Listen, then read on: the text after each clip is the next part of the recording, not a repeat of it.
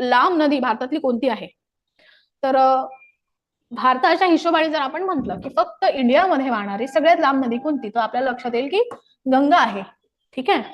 पण ओव्हरऑल जर आपण जगामध्ये पण म्हणालो, संपूर्ण जगाच्या अनुषंगाने आपण बघितलं तर सगळ्यात लांब नदी इथे येणार आहे आपली सिंधू नदी. ठीक आहे. त्यानंतर ब्रह्मपुत्रेचा लागणार दुसरा नंबर जगानुसार, आणि तिसरा लागणार गंगेचा.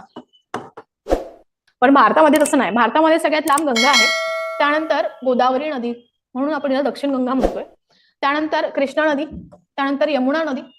गंगेची उपनदी आहे, पण यमुनेचं महत्व अनन्य साधारण आहे. ठीक आहे.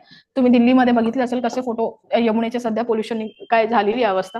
त्यानंतर नर्मदा नदी 1312 किलोमीटर्स, त्यानंतर सिंधू नदी 1114 किलोमीटर्स, नंतर ब्रह्मपुत्रा, नंतर महानदी, कावेरी नदी आणि तापी नदी. अशा प्रकारे जो सिक्वेन्स आहे किलोमीटर्स नुसार नद्यांचा भारतामध्ये आपल्याला दिसून येतो. तर आय सजेस्ट यू की भारताचं लक्ष ठेवा, जगाचं लक्ष ठेवायचं आहे. आणि यामध्ये जगातल्या तुम्हाला 2च नद्या लक्षात ठेवायच्या. सिक्वेन्स कसा चेंज होतो, सगळ्यात लांब सिंधू असणार, नंतर ब्रह्मपुत्रा, नंतर